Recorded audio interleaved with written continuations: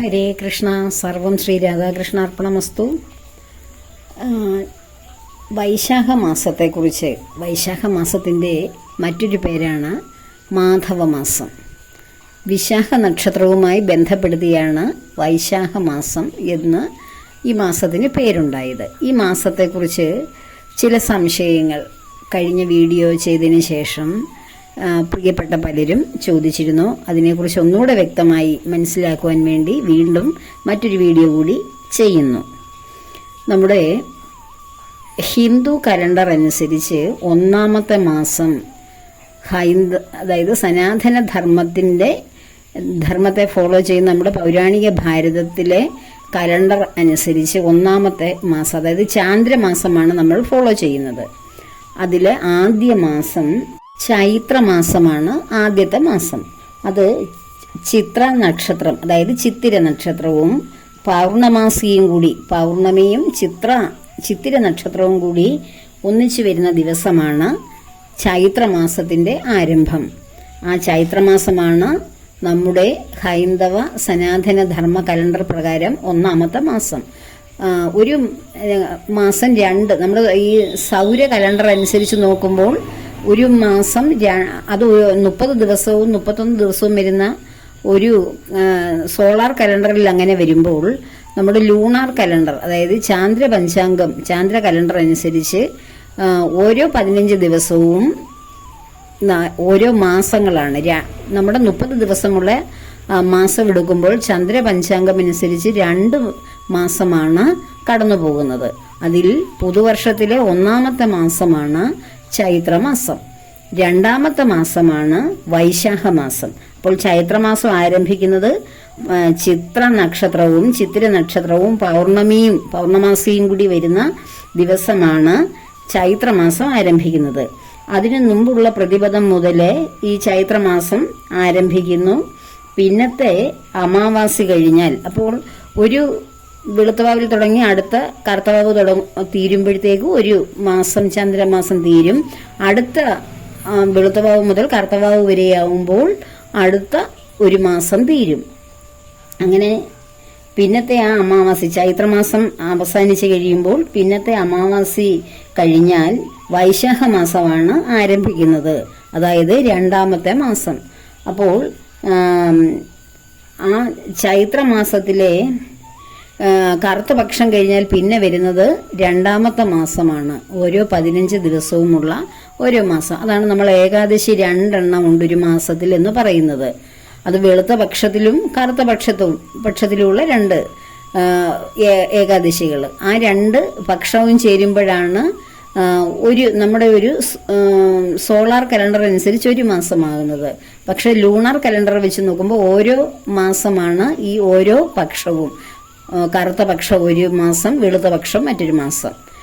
അപ്പോൾ അങ്ങനെ നോക്കുമ്പോൾ ഈ വൈശാഖ മാസം എന്ന് പറയുന്നത് രണ്ടാമത്തെ മാസമാണ്.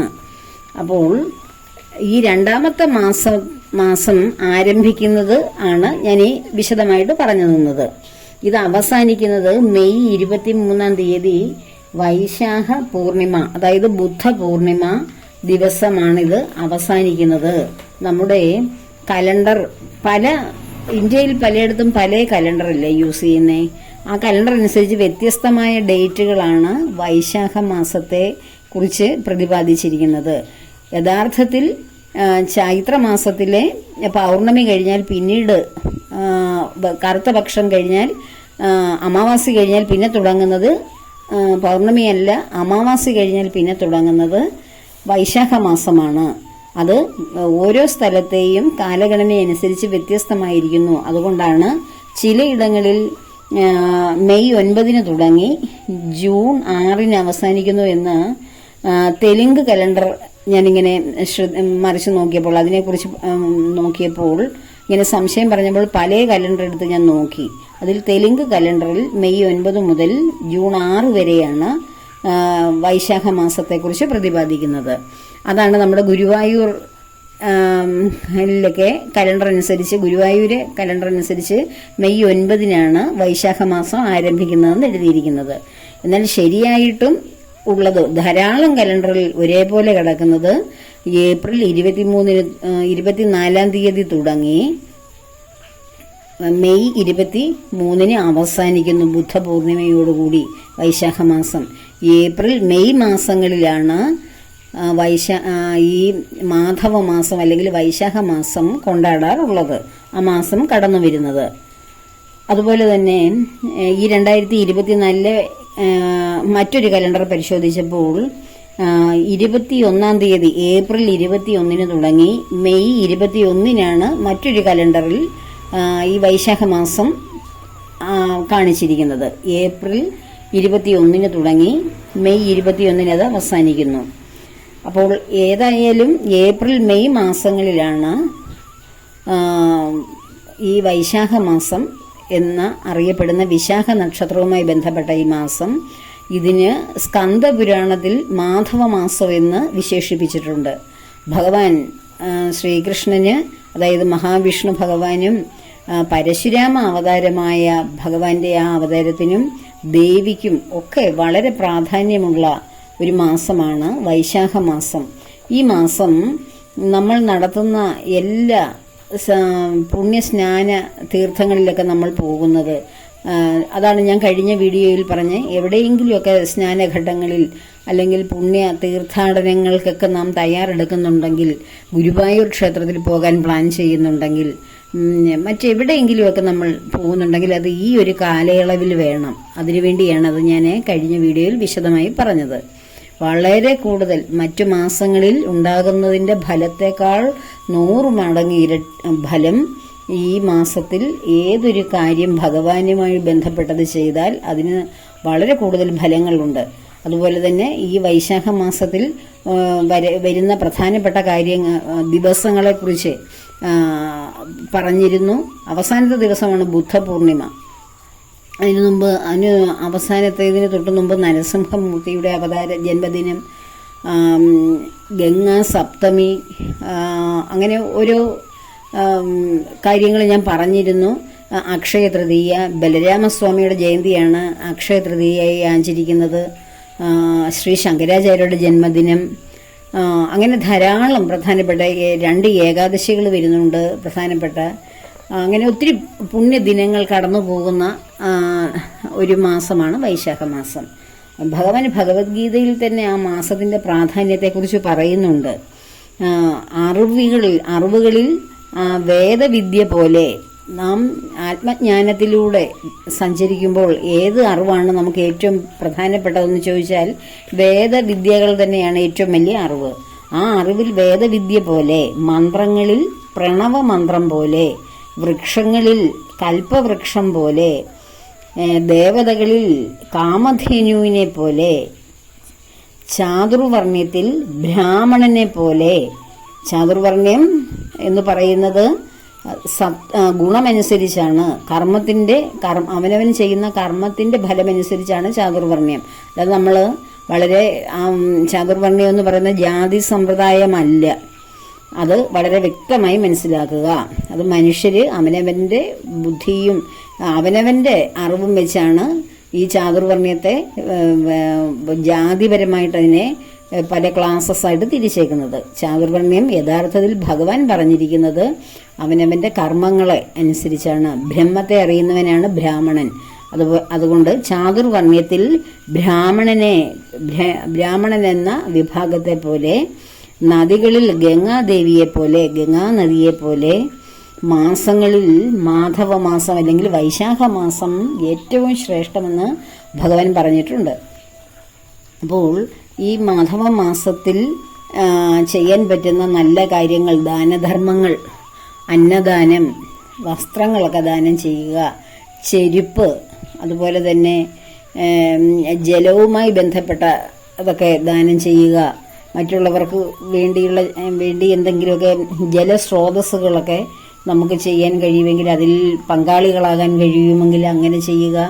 ദാനങ്ങൾക്ക് വളരെ പ്രധാനപ്പെട്ട ഒരു മാസമാണ് ദാനധർമാദികൾ. നമ്മുടെ ഈ സനാതന ധർമ്മത്തിൽ വ്രതാനുഷ്ഠാനങ്ങൾക്കോ അല്ലെങ്കിൽ ദാനധർമാദികൾക്കോ ഒരു പ്രത്യേക മാസം നിശ്ചയിച്ചിട്ടില്ല എന്നാണ് നമ്മൾ കരുതിയിരിക്കുന്നത്. നമുക്ക് നമ്മുടെ ധർമ്മത്തെക്കുറിച്ച് അറിയാത്തത് കൊണ്ടാണ്.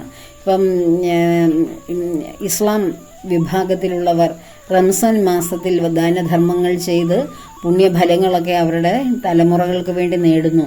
അതുപോലെ നമുക്കൊരു പ്രധാന മാസം ഉണ്ടെന്നുള്ളതോ അതിൽ ചെയ്യേണ്ട നല്ല കർമ്മങ്ങൾ എന്തൊക്കെയാണെന്നോ ഒന്നും നമുക്ക് അറിഞ്ഞുകൂടാ. കാരണം നമ്മുടെ അറിവുകളെക്കുറിച്ച്, നമ്മുടെ പുരാണങ്ങളിൽ, വേദഗ്രന്ഥങ്ങളിൽ ഉള്ള അറിവുകളെക്കുറിച്ച് നമുക്ക് ആരും പറഞ്ഞു തരികയോ അത് കേൾക്കുവാൻ നമുക്ക് താല്പര്യം ഉണ്ടാവുകയോ ഒന്നുമില്ല. അങ്ങനെ അജ്ഞാനമായ അല്ലെങ്കിൽ അജ്ഞത നിറഞ്ഞ ഒരു തലമുറയാണ് നമ്മുടെ സനാതന ധർമ്മികളുടെ മുന്നിലുള്ളത്. അതിൽ അറിവ് നേടുന്നവർ ധാരാളമുണ്ട്. എങ്കിലും ബഹുഭൂരിപക്ഷം പേർക്കും ഇതൊന്നും അറിയാതെ, നമുക്ക് പ്രത്യേകിച്ചൊരു മതഗ്രന്ഥമുണ്ടെങ്കിൽ അതിൻ്റെ പേര് പോലും അറിയാത്തവരാണ് ധാരാളം പേരും.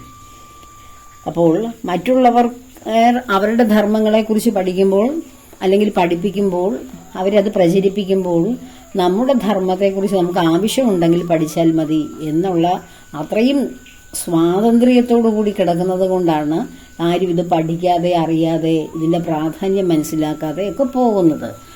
ഈ സോഷ്യൽ മീഡിയ എന്ന് പറയുന്ന ഒരു സംഭവത്തിലൂടെയാണ് ജനങ്ങൾ ഇതിനെക്കുറിച്ച് കൂടുതൽ അറിഞ്ഞു വരുന്നത്. കാലത്തിൻ്റെ പ്രയാണത്തിൽ എല്ലാവർക്കും അറിയാനും അനുഭവിക്കുവാനും സാധിക്കും. അപ്പോൾ പുണ്യതീർത്ഥങ്ങളിലൊക്കെ സ്നാനം ചെയ്യുന്നതും ദാനധർമാദികൾ പാലിക്കുന്നതും എല്ലാ തരത്തിലുള്ള ജീവിത പ്രശ്നങ്ങളിൽ നിന്നും മുക്തി നേടുവാൻ ഈ മാസം വളരെ സാധിക്കും. മുമ്പ് ഞാൻ പറഞ്ഞതുപോലെ മഹാവിഷ്ണു ഭഗവാനെയും പരമശിവനെയും ദേവിയെയും ഒക്കെ ആരാധിക്കുന്നത് വളരെ ശ്രേഷ്ഠമാണ്.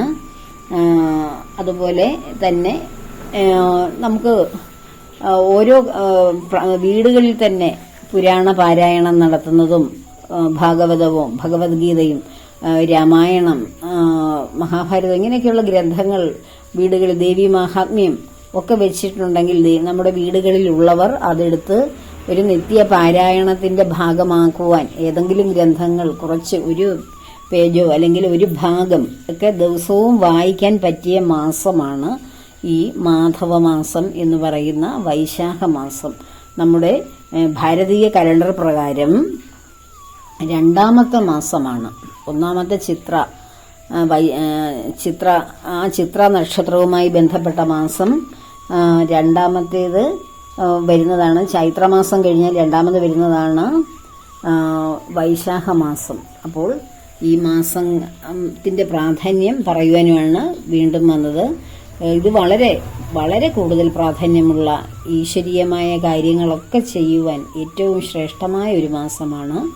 എല്ലാവരും അതനുസരിച്ച് കൂടുതൽ ശ്രദ്ധയോടുകൂടി ആചാരത്തോടുകൂടി നമ്മുടെ കുടുംബങ്ങളിൽ നല്ല നല്ല അനുഷ്ഠാനങ്ങൾ നടക്കട്ടെ. കൂടുതൽ അറിവിലേക്ക്, ഭക്തിയിലേക്ക്, ആത്മജ്ഞാനത്തിലേക്ക് വരുവാൻ എല്ലാവരെയും ഭഗവാൻ സഹായിക്കട്ടെ. സർവവും ഭഗവാന്റെ പത്മപാദങ്ങളിൽ സമർപ്പിക്കുന്നു. ലോകാ സമസ്ത സുഖിനോ ഭവന്തു.